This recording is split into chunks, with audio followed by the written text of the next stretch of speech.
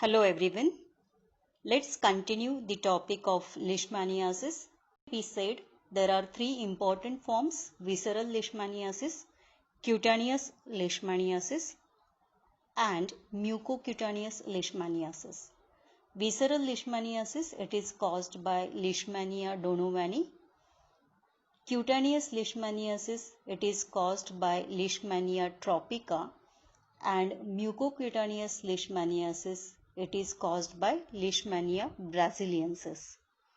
Even most important thing to recall, in India, visceral leishmaniasis is non-zoonotic. So man is the most important reservoir of infection in India. And how it is transmitted? It is transmitted by bites of female sandfly. The species responsible for transmission, it is Phlebotomus argenteps.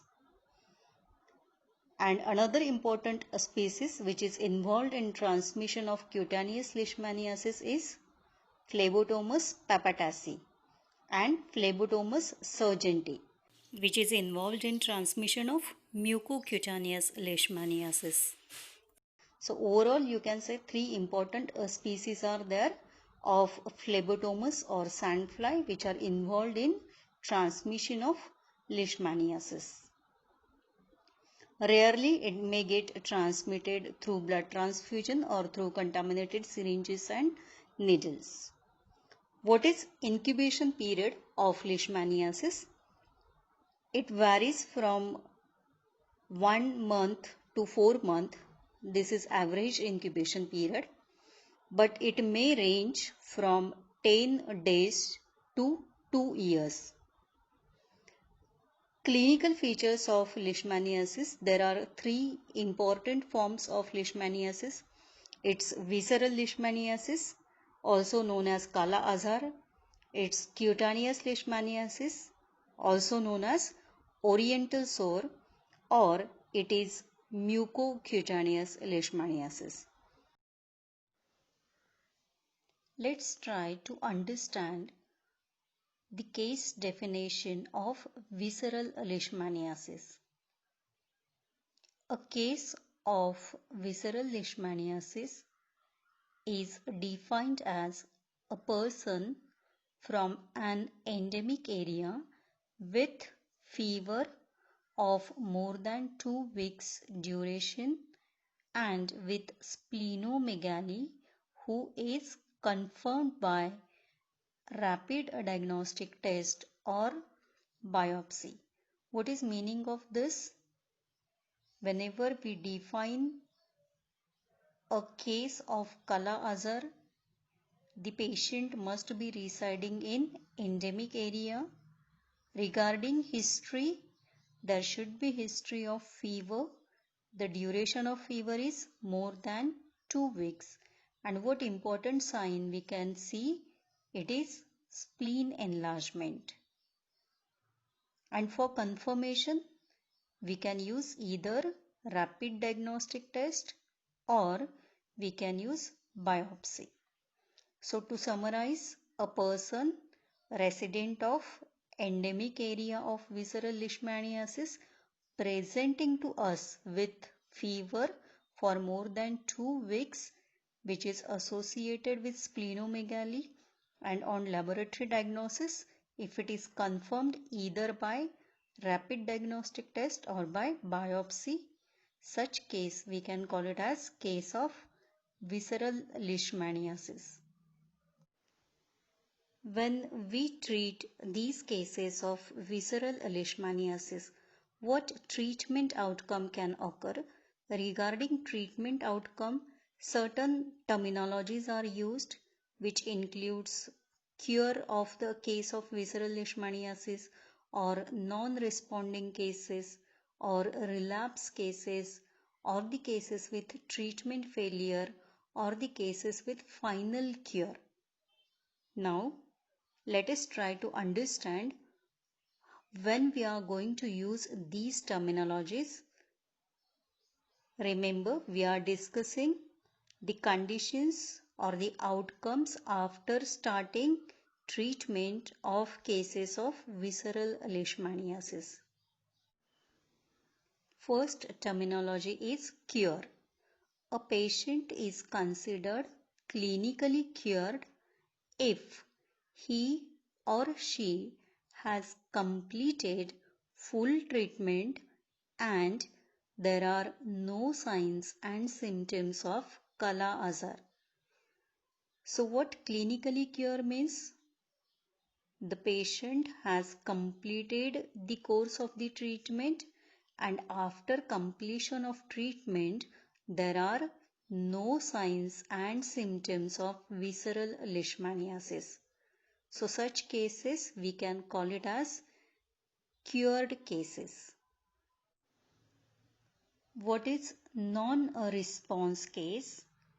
Non-response case means signs and symptoms of visceral leishmaniasis, they persist or recur despite satisfactory treatment taken by the patient for more than 2 weeks. So what we can say here, the case of visceral leishmaniasis have received the treatment for more than 2 weeks and after satisfactory completing treatment for minimum period of 2 weeks, there is signs and symptoms of visceral leishmaniasis which may persist or which may recur. So after starting treatment, there is one possibility that signs and symptoms may subside and may recur again, or the second possibility in non-response cases is even after starting treatment and the treatment is satisfactorily taken by the patient, the signs and symptoms of visceral leishmaniasis they persist. So here for non-response cases, there are two keywords to remember. Either there is persistence of symptoms after satisfactory treatment or there is recurrence of signs and symptoms of visceral leishmaniasis after satisfactory treatment by the patient. And minimum duration of treatment is 2 weeks. So patient has taken treatment for 2 weeks or more than 2 weeks. To which case of visceral leishmaniasis after treatment we call as relapse case. It includes appearance of signs and symptoms of visceral leishmaniasis within a period of 6 months after end of the treatment. Now it is very simple to understand. A case of visceral leishmaniasis have completed the treatment and after completion of treatment within next 6 months there is appearance of any sign or symptom of visceral leishmaniasis. So such case or such cases we are going to call it as relapse case of visceral leishmaniasis. Thus, in visceral leishmaniasis, after starting treatment, there are two possibilities. First possibility is after completion of treatment for more than 2 weeks, the symptoms remains persistent or the symptoms subsides and recurs. In such case, we call it as non-response. And the second possibility is patient has completed the treatment and after completion of treatment within next 6 months there is appearance of any sign or symptom of visceral leishmaniasis. So such cases we call it as relapse. Now for these cases, that is for non-response cases and for relapse cases, we are going to use one more terminology, It is known as treatment failure. So what treatment failure includes? Treatment failure, it includes non-response cases or the relapse cases. For treatment outcome of visceral leishmaniasis, one more definition is used. It is final cure. What is meaning of final cure? It means initially cured patient who is symptom free at 6 months after the end of treatment. Now what it means? Patient has completed treatment and after completion of treatment within next 6 months there are no symptoms of visceral leishmaniasis. So how you are going to differentiate final cure from cure? So for cure we see symptom free condition at the completion of treatment, whereas for final cure we should have to monitor the patient for next 6 months and patient must be symptom free in next 6 months after completion of treatment. So for treatment outcome of visceral leishmaniasis, total 5 definitions we are using. So we discussed cure, non-response cases, relapse cases, treatment failure cases and final cure. What is PKDL?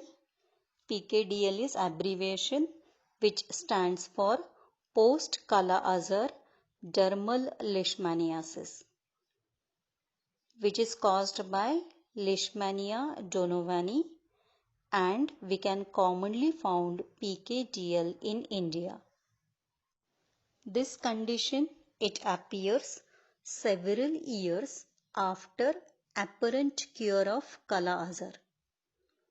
And in PKDL, the lesions mainly includes multiple nodular lesions of the skin which are without ulceration. And we can find numerous parasites in these lesions. For PKDL, we are going to study two case definitions. First one is probable case of PKDL and second is confirmed case of PKDL. So first try to understand what is probable case of PKDL. A patient from Kala-Azar endemic area with multiple hypopigmented macules, papules or nodules who is RDT positive. It means a probable case of post-Kala-Azar dermal leishmaniasis should be resident of endemic area and the case may present to you with hypopigmented lesions, and these lesions are multiple lesions. And what kind of lesions you can find? Either macules or papules or nodules. And on examination or laboratory diagnosis, if we do rapid diagnostic test, this test comes positive. So for probable case of PKDL, the lab diagnosis criteria we are using is RDT. Next definition is confirmed case of PKDL. It includes a patient from Kala-Azar endemic area with multiple hypopigmented macules, papules, plaques or nodules who is parasite positive in slit skin smear test or biopsy. So for confirmed case of PKDL, The residential criteria is same. The person must be resident of Kala-Azar endemic areas. This patient may present to you again with hypopigmented lesions. The number of lesions are multiple and the lesions can be either macules, papules or plaques or nodules. But here, instead of RDT for laboratory diagnosis, we perform two different tests. It is slit skin smear test, that is triple S test, or it is biopsy, and either of the tests may come positive. Now regarding slit skin smear test, you should be able to recall one more disease where this test is applied. Can you recall? Yes, it is leprosy. For treatment outcome of PKDL, two terminologies are used. It's initial cure and final cure. Initial cure means clinical improvement at the end of treatment defined as considerable reduction in the number and size of skin lesions. So what initial cure means? It means the patient has completed the treatment and at the end of treatment we can see clinical improvement. What kind of clinical improvement we can see? We can observe that the number of the skin lesions and even the size of the skin lesions is reduced. So most important finding after completion of treatment is reduction in number of lesions as well as in size of lesions. Let's proceed further.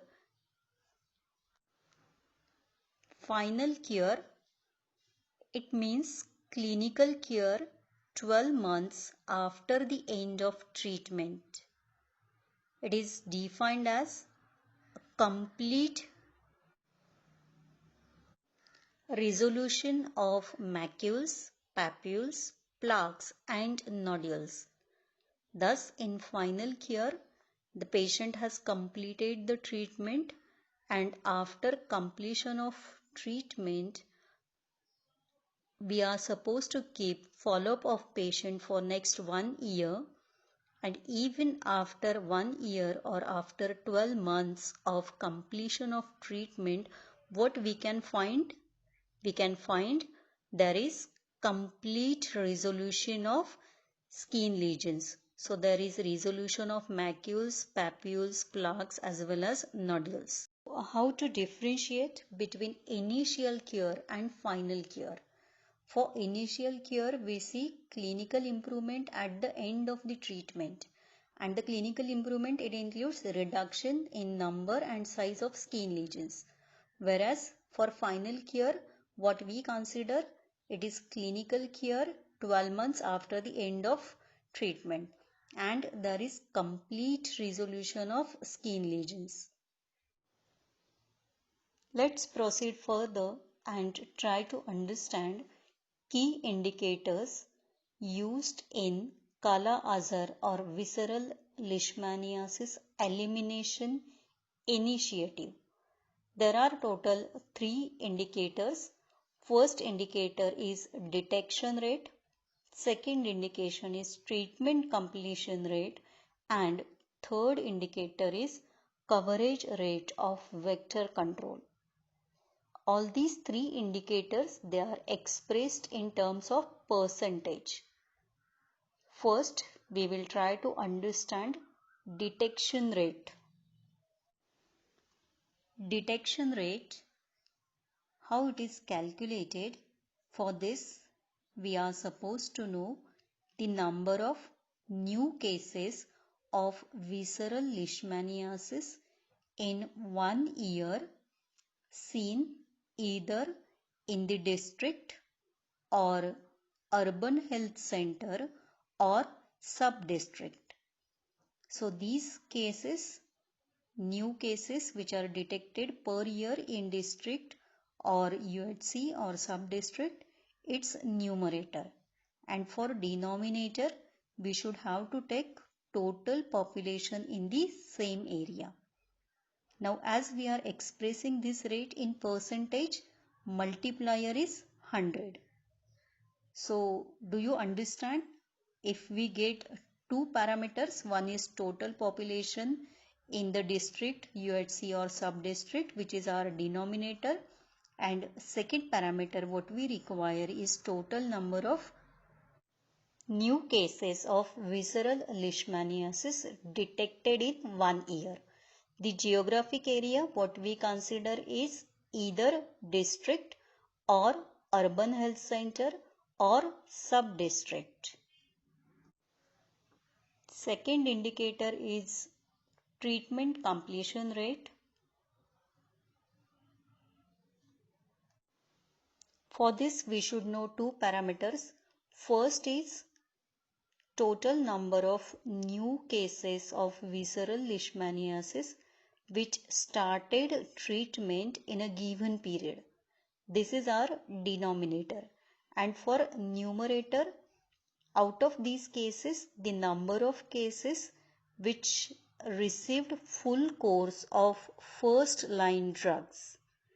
Here again multiplier is 100.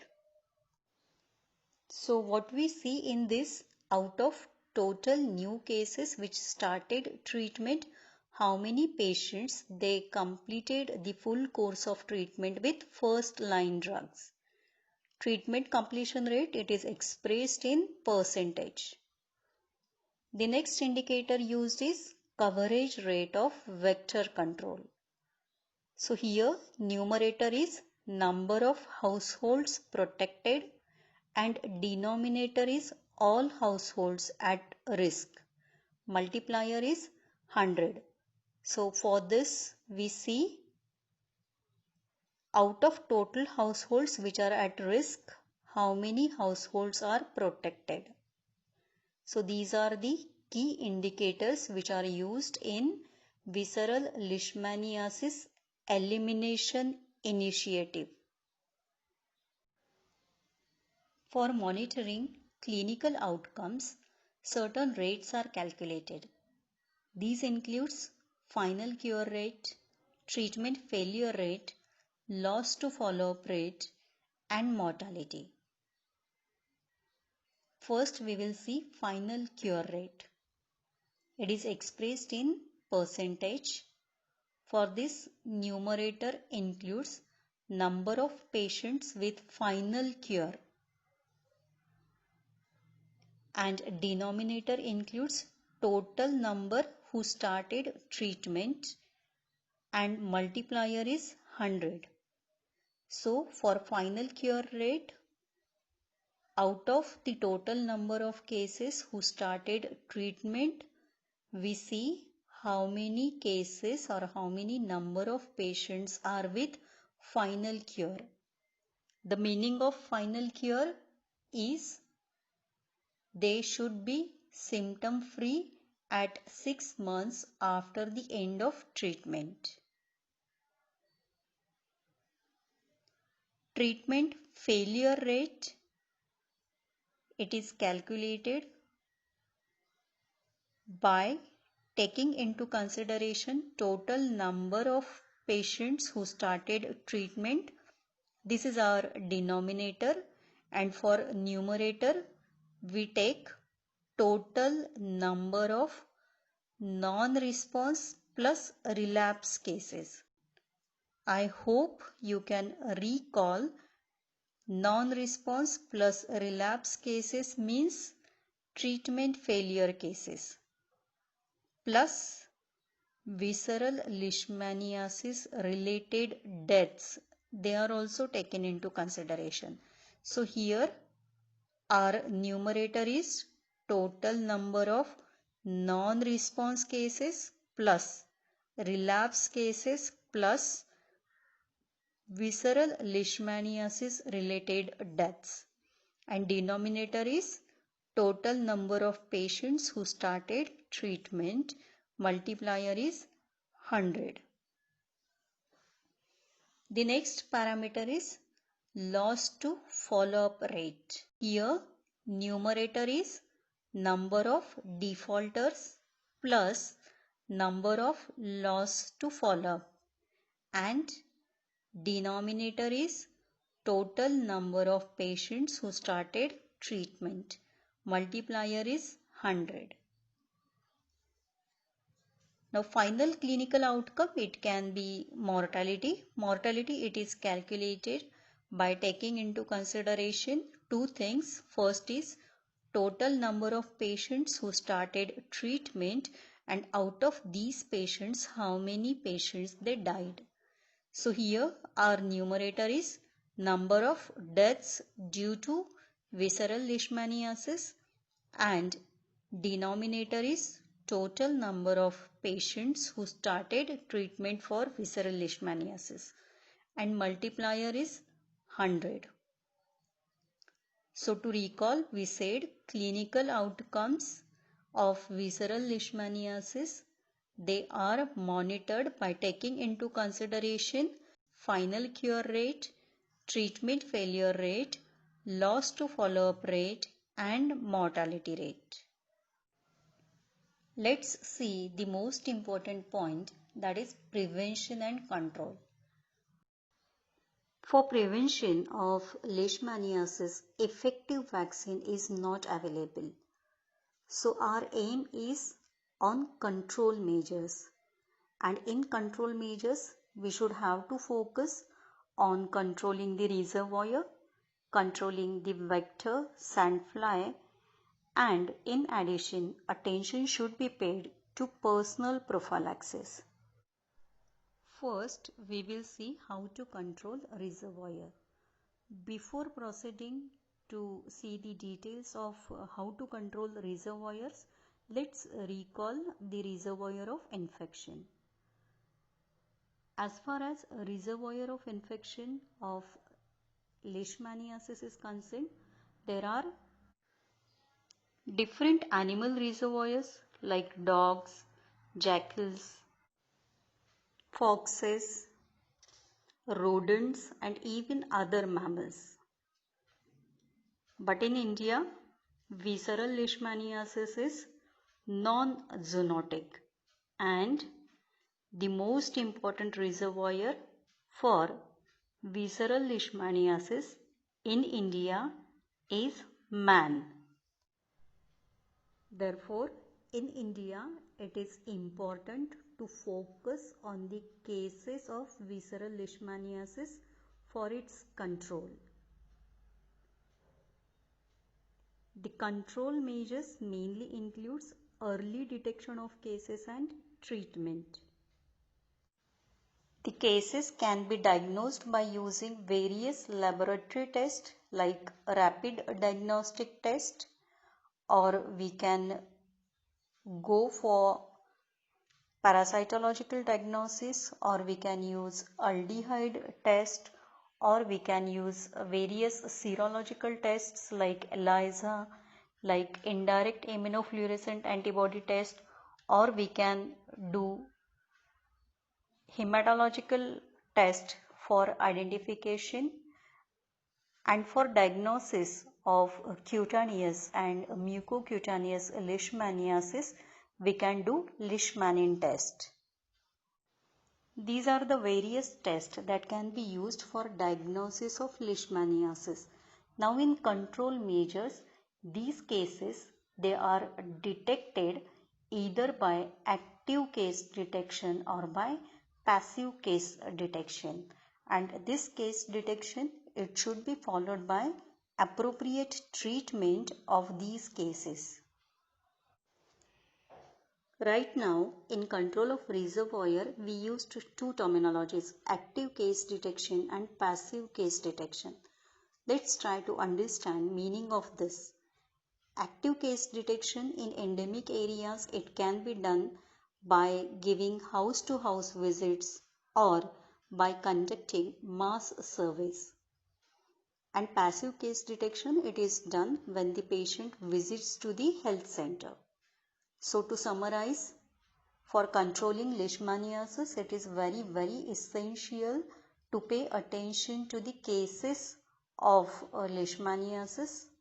Specifically, here we are talking of visceral leishmaniasis as well as PKDL, and early detection is very essential, and for early detection we use active case finding measures and passive case finding measures through house to house visits or through mass surveys. And after case detection, the most important criteria is appropriate treatment. So now let's see treatment guidelines.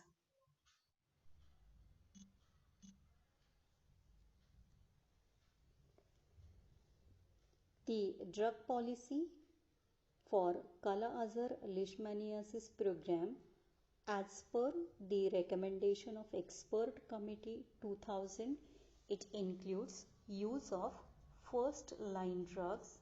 These are short term drugs in areas with sodium stibogluconate sensitivity more than 90%. What we are supposed to use?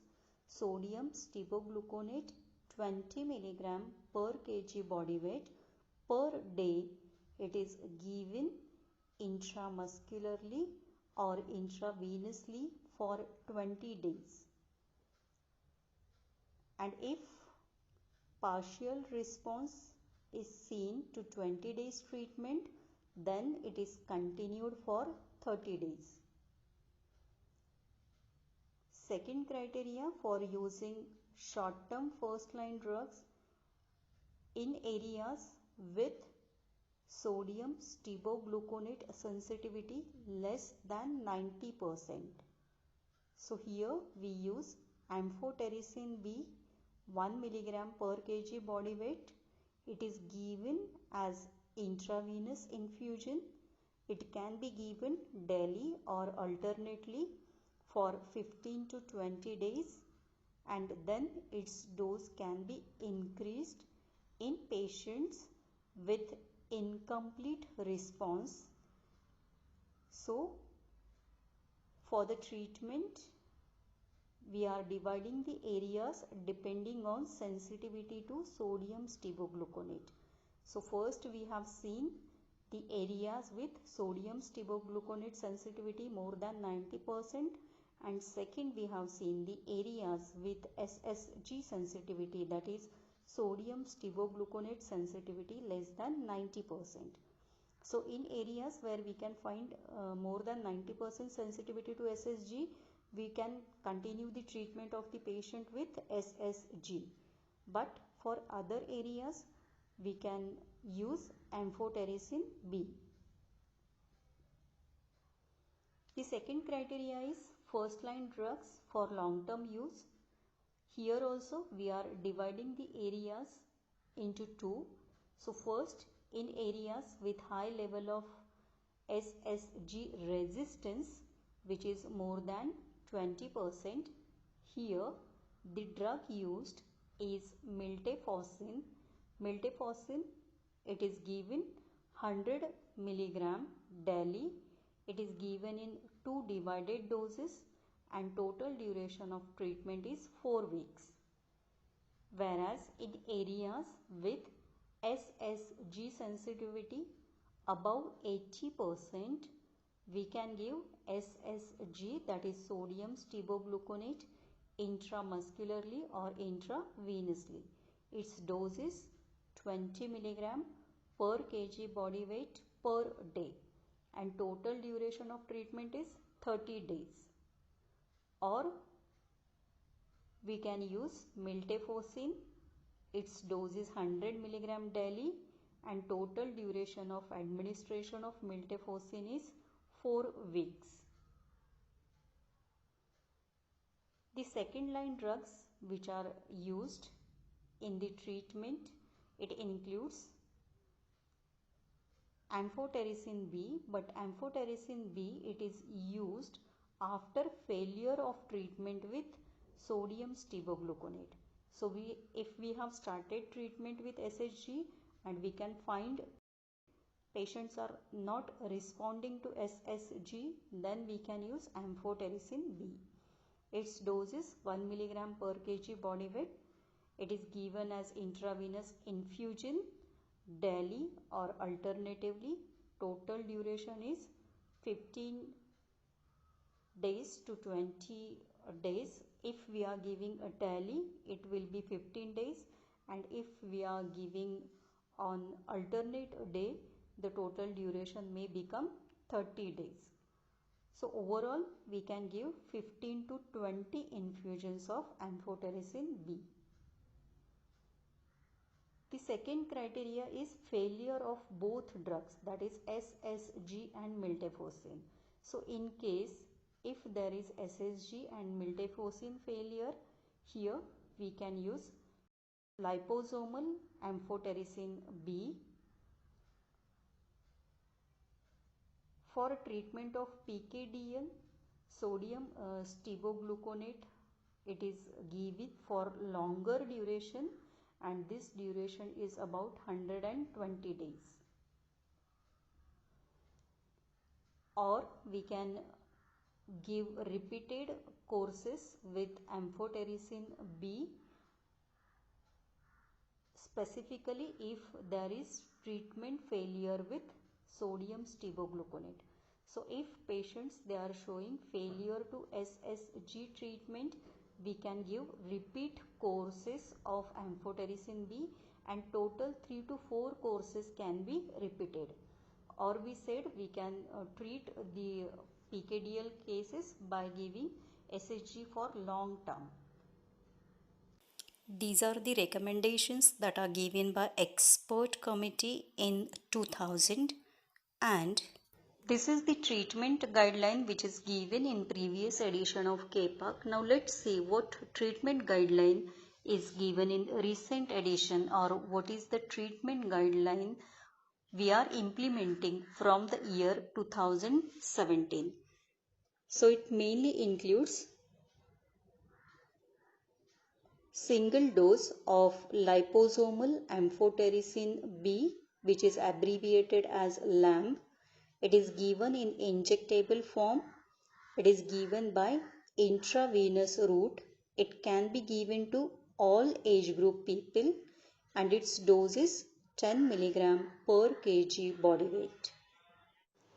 Another recommended drug is miltefosine.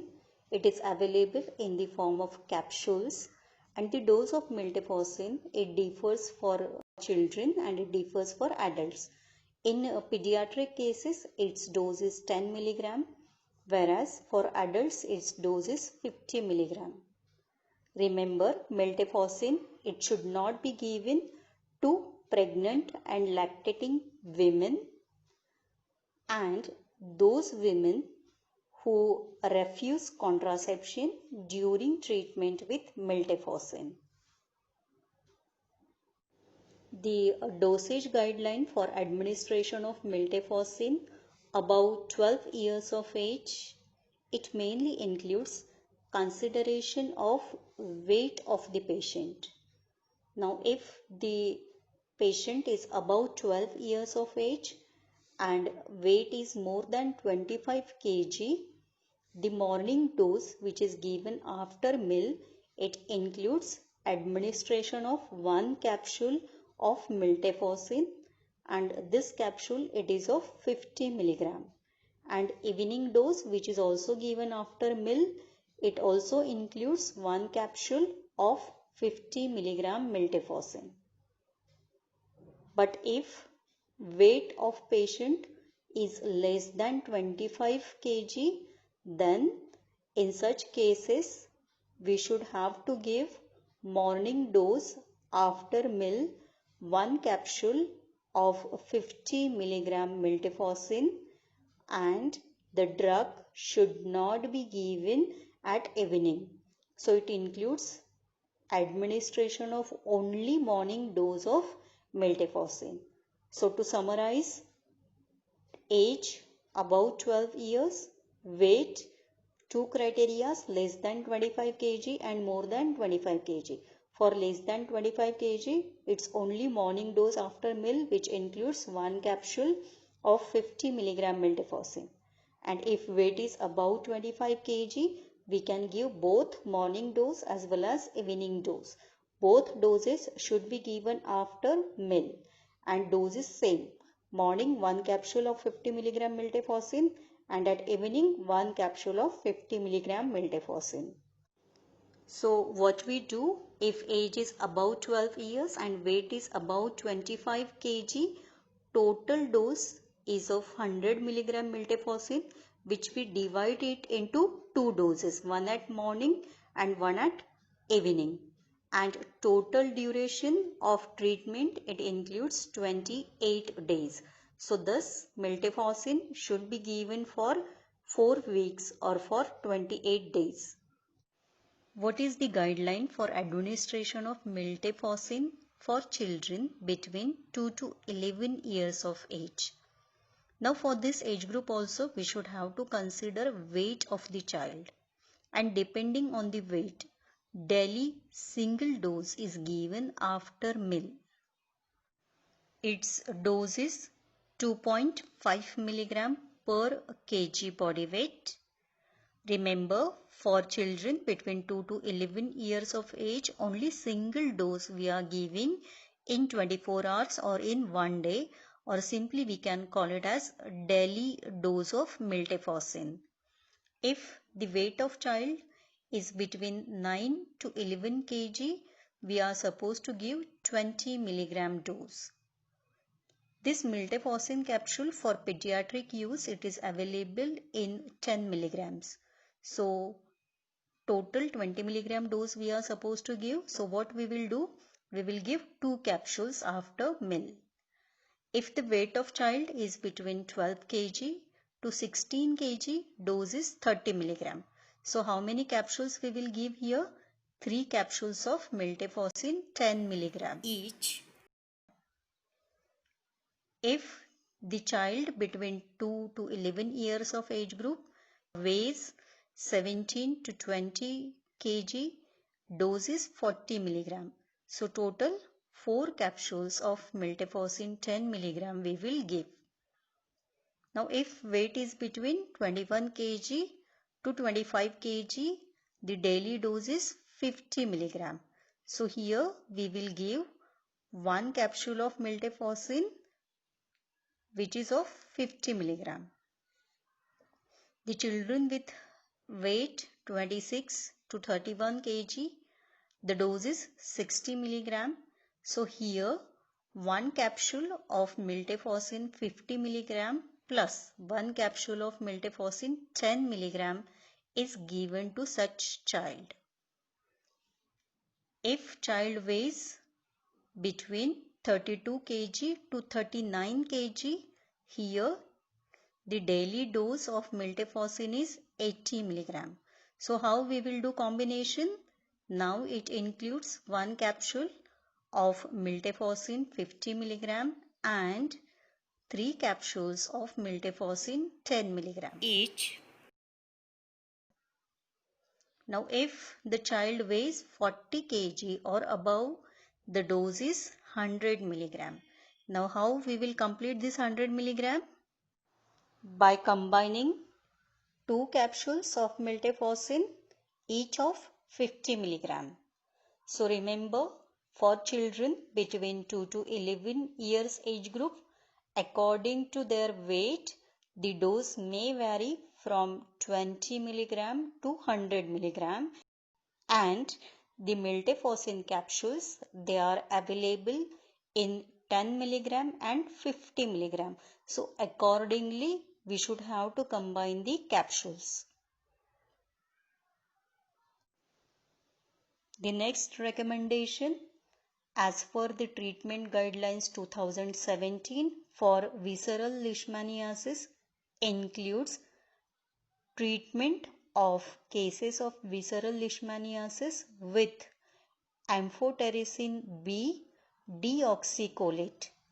This drug, that is amphotericin B deoxycholate, it is given in injectable or parenteral form. Its dose is 1 mg per kg body weight, and amphotericin B deoxycholate intravenous injection, it should be given on alternate days. Total duration of treatment is 30 days and total doses are 15 doses. Another recommendation for treatment of visceral leishmaniasis, it includes combination of two drugs.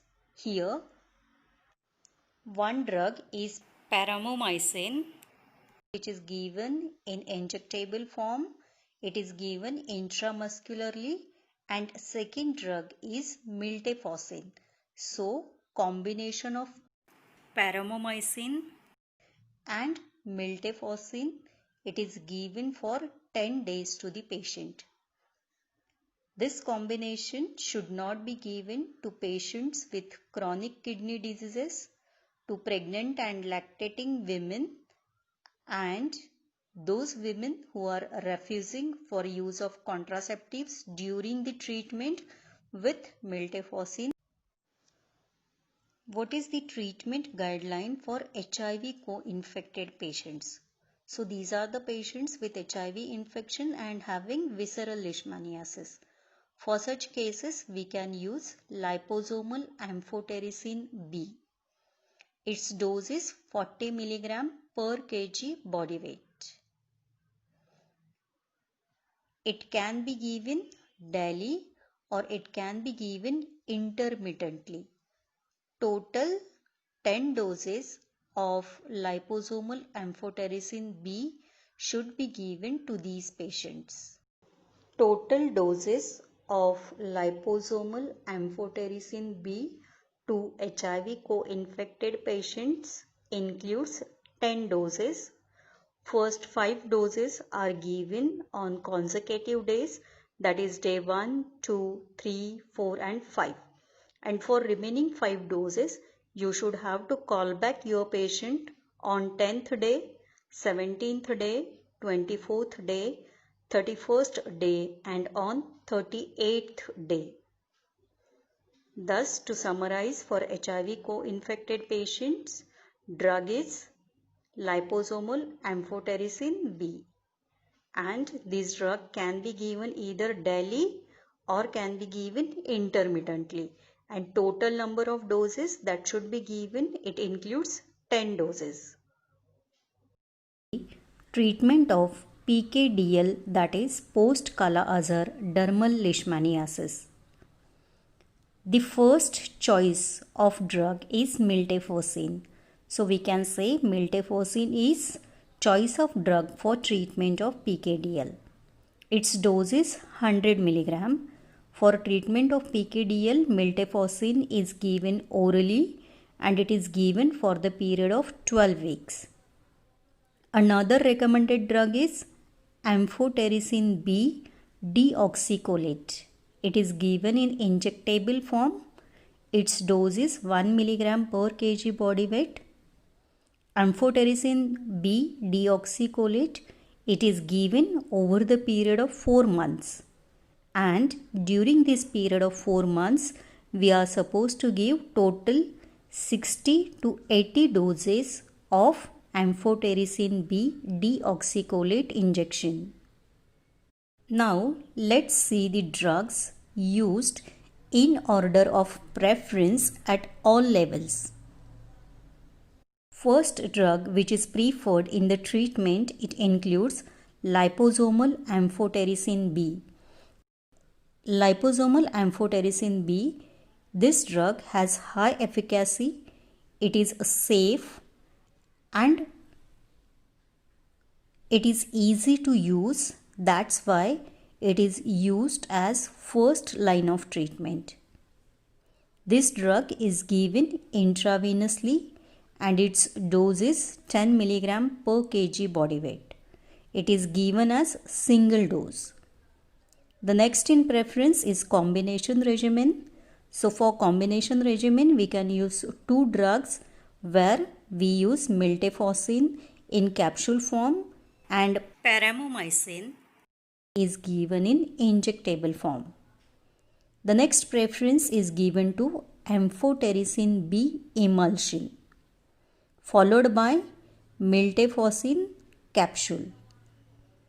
The next drug in preference is amphotericin B deoxycholate, which is given in injectable form and it is given in multiple doses. Last drug in preference, it includes amphotericin B emulsion injection. It is used in selected districts. Don't forget, out of these drugs, the drug which is most commonly used for the treatment of visceral leishmaniasis, it includes miltefosine. And the treatment is provided as directly observed treatment. Here we discussed how to control the reservoir for visceral leishmaniasis, which is mainly man, that is cases of visceral leishmaniasis. So we said early detection and appropriate treatment by using several drugs is essential. So here we have seen, for controlling reservoir of infection for visceral leishmaniasis, it is very essential to pay attention to the most important or the sole reservoir, that is man. So early active and passive case detection is essential along with appropriate treatment. And we said for treatment we can use different drugs like miltefosine, liposomal amphotericin B, combination regimen with miltefosine and paramomycin, or we can use amphotericin B emulsion, amphotericin B deoxycholate injection. In addition to this, it is essential to pay attention to animal reservoirs, because we said leishmaniasis is zoonotic disease and we discussed animal reservoirs. So as we know, the animal reservoirs like dogs, like jackals, they are involved, so their control is essential. And attention should be focused on endemic areas. In addition to controlling man reservoir, controlling animal reservoirs, it is important to control the vector. And you know, vector is sandfly. Now let's see how to control sandfly. For controlling the vector, we can use residual insecticides. The most important vector is Phlebotomus argenteps, and for controlling this vector we can use residual insecticide DDT. What are the areas where insecticide spraying activity should be conducted? It mainly includes human dwellings, animal shelters and resting places of the vector. Now while spraying, the area that should be covered, it includes all the resting places, and whenever insecticide spraying is conducted in human dwellings, the walls up to 2 meters height from the floor should be covered. The quantity of insecticide that should be used for covering 1 square meter area, it includes 1 to 2 grams.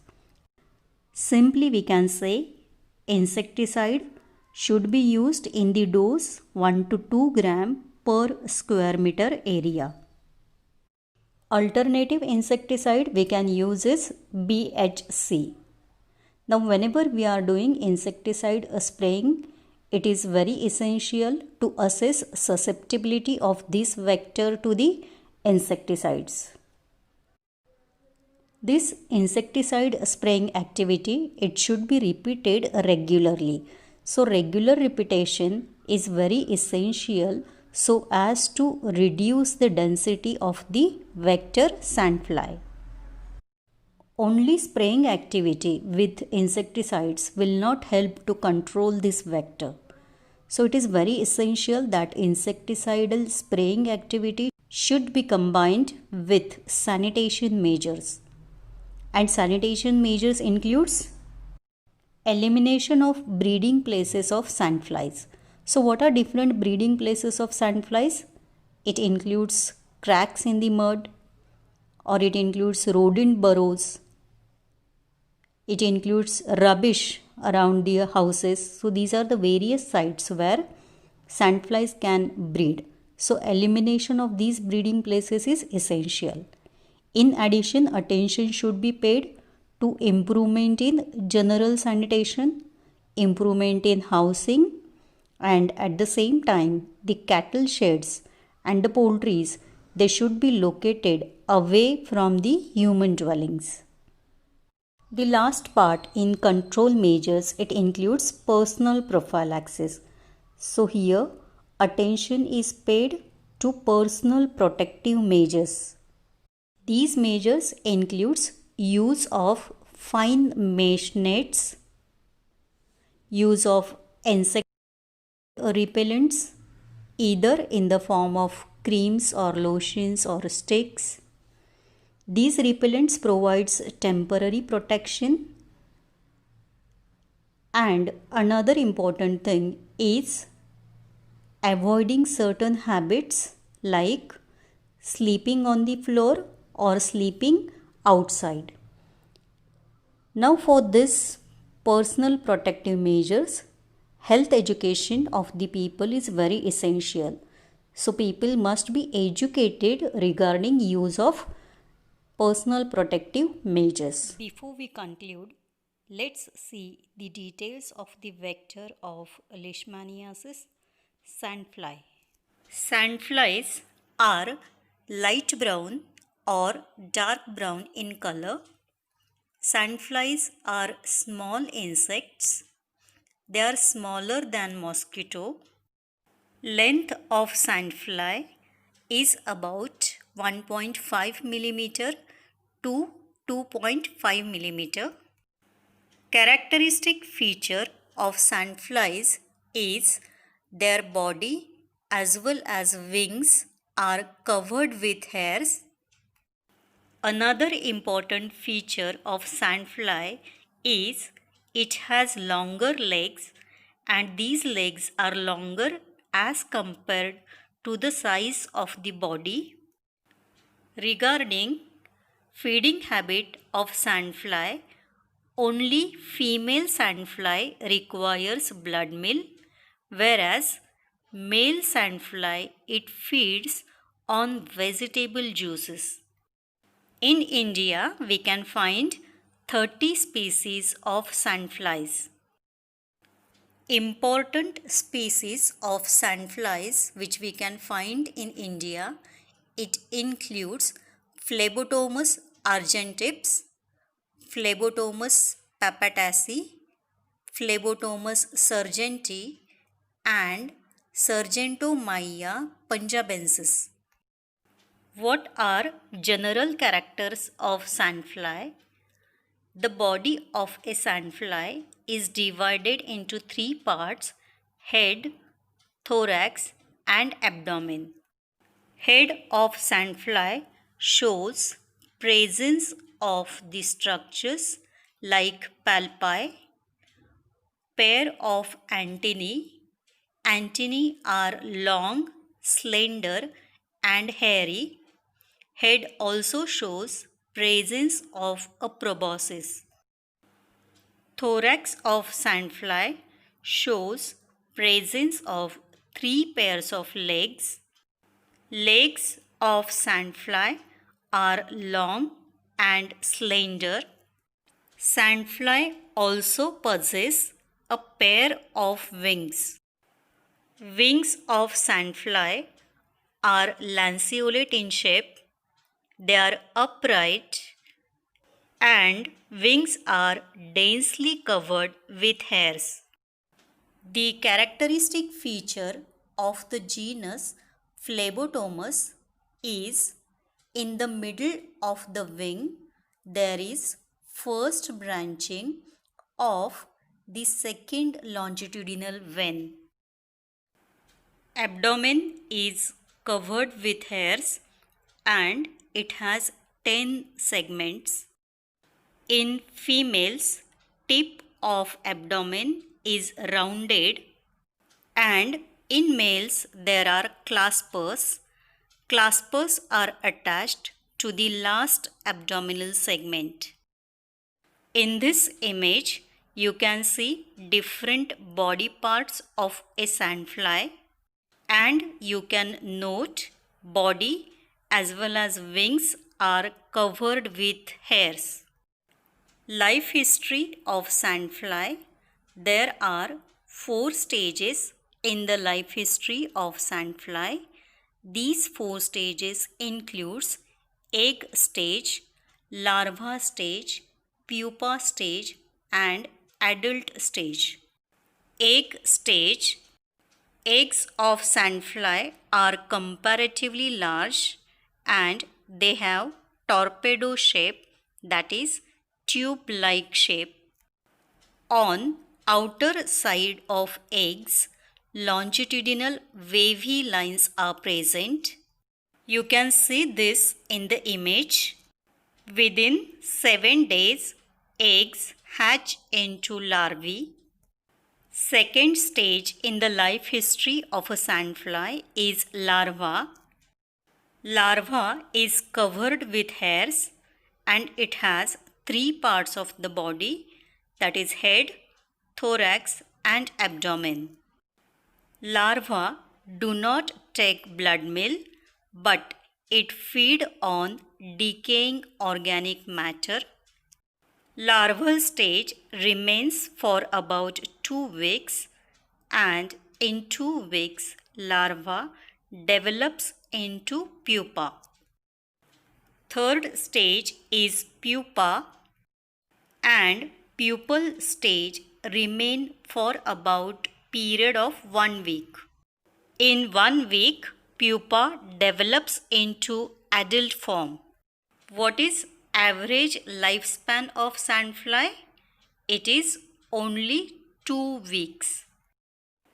Now let's try to understand habits of sandfly. During daytime, sandflies take shelter in the cracks and crevices present in the walls, or they may take shelter in dark room or in storeroom. Outside the houses, sandflies may take shelter in tree holes or in stables. During night time, female sandflies bites to humans. Females require blood meal on every 3rd day or on every 4th day. How these flies move from one place to another place? They generally move by hopping from one place to another place. Due to this habit, they generally remain restricted to the area of 50 yards within the breeding places. Sandflies cannot fly over long distance. Most important aspect is public health importance of sandflies. So let's see what are the diseases transmitted by sandflies. In this slide, you can see image of Phlebotomus argenteps. This species of sandfly transmits Kala-Azar and post-Kala-Azar dermal leishmaniasis. Kala-Azar is also known as visceral leishmaniasis and its causative agent is Leishmania donovani. Here you can see another species of sandfly. It is Phlebotomus papataceae. It is important vector for sandfly fever. Sandfly fever is also known as Phlebotomus fever or 3-day fever. Causative agent of sandfly fever is sandfly fever virus. It is RNA virus, belongs to the family Bunyaviridae. Phlebotomus papataceae is also vector for oriental sore. Oriental sore, it is also known as cutaneous leishmaniasis. Causative agent of cutaneous leishmaniasis is Leishmania tropica. Phlebotomus sargenti. It is important vector of oriental sore or cutaneous leishmaniasis. In this slide, you can see Sargentomyia punjabensis. It is important vector of sandfly fever. Control of sandflies. It includes use of insecticides and sanitation measures. In insecticides, we can use DDT. For 1 square meter area, 1 to 2 grams of DDT can be used. Single application is recommended because its residual effect remains for the period of 1 year to 2 years. Another insecticide that we can use is Linden. Its dose is 0.25 gram for 1 square meter area. Even single application of Linden is recommended, but its residual effect remains only for 3 months. Spraying with DDT or Linden should be done in human dwellings or cattle sheds or other places. Sanitation measures includes removal of shrubs and vegetation within 50 yards of human dwellings. Why distance of 50 yards is selected? This is because sandflies, they remain within 50 yards of their breeding places. Sanitation measures also includes filling of cracks and crevices which are present in the walls or the floors of human dwellings. Cattle sheds and poultry should be located at a fair distance from human habitations.